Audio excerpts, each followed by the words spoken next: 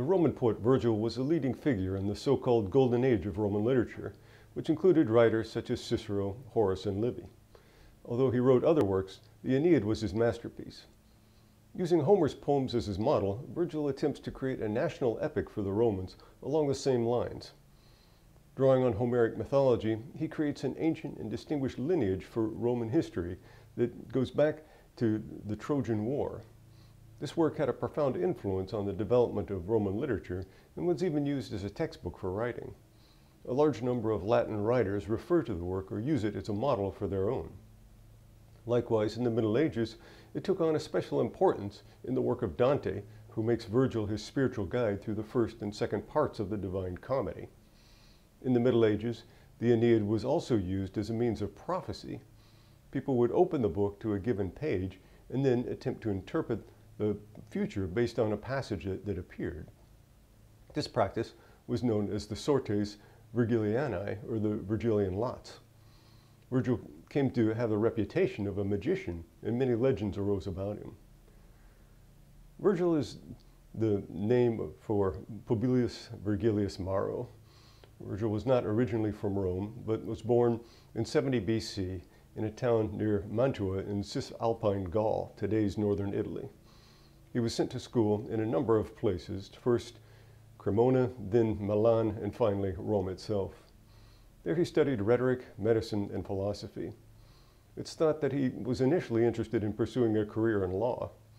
He went on to Naples, where he lived with a group of Epicureans.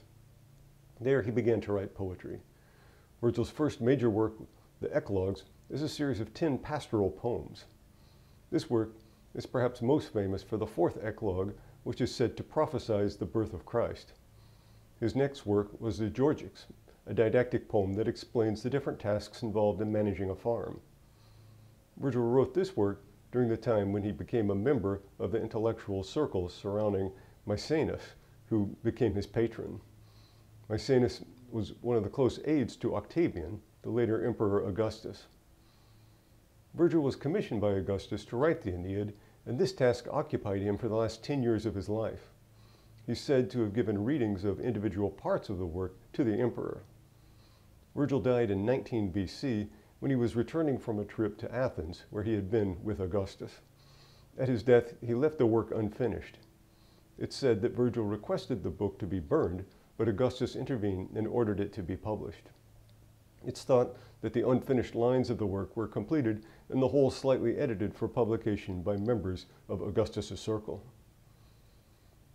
The Aeneid tells the story of the group of Trojan refugees led by the hero Aeneas, who, following the fall of Troy, make their way to Italy in order to found a new city, Lavinium, that would, 3 centuries later, lead to the founding of Rome in 753 BC. Instead of creating an entirely new hero for his epic, Virgil selects Aeneas, who appears in the Iliad as one of the great Trojan warriors. This is one of the many attempts to draw on the Greek tradition in order to create a mythological history for Rome. The first 6 books of the poem take Homer's Odyssey as their model, tracing the wanderings and trials of the Trojan refugees as they make their way from Asia Minor, then to Carthage on the north coast of Africa, and then to Italy. The second half of the poem corresponds to the Iliad and portrays the war that the band of Trojans with their allies fought with the indigenous peoples for the right to settle in Italy and found a new town. The 2 halves of the work and their correspondences to the Homeric epics are indicated in the first line. I sing of arms and of the man, arma virumque cano. The man is, of course, the hero Aeneas, and the arms is a reference to the war fought upon the arrival of the Trojans in Italy. In addition, Virgil creates numerous scenes that are intended to parallel episodes in the Homeric poems, such that the readers can always hear an echo of the Greek epics. Given its origin as a work commissioned by the Emperor Augustus, the Aeneid contains a strong ideological dimension. The Romans conquered Greece with their victory at the Battle of Corinth in 146 BC. They subsequently organized the city-states and regions of Greece into the Roman province of Achaia. While Rome was a great military power, it recognized the important cultural achievements of the ancient Greeks and in many ways stood in awe of them. The famous line from Horace is often quoted in this context. Captive Greece captured her rude conqueror. It was common for wealthy Romans to send their sons to Athens to be educated. The Greeks had the famous Homeric poems as their national work.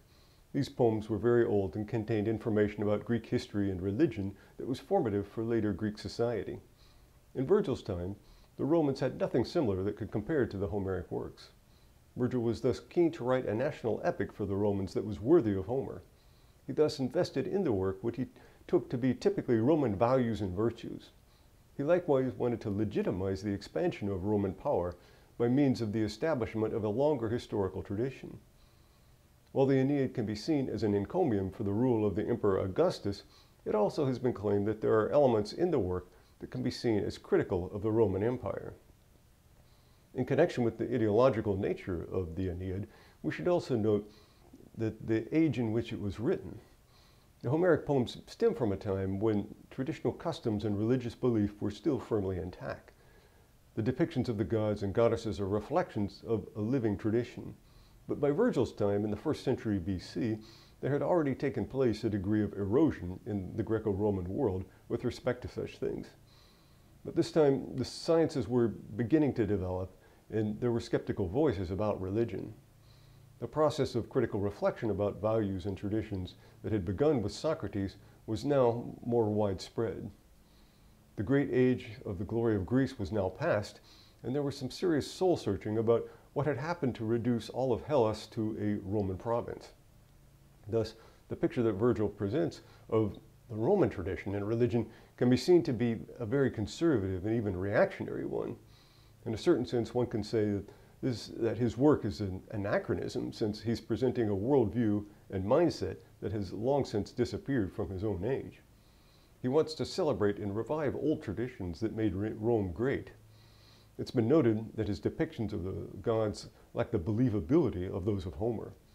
The gods in Virgil seem to be more literary characters than actual personalities who are truly venerated.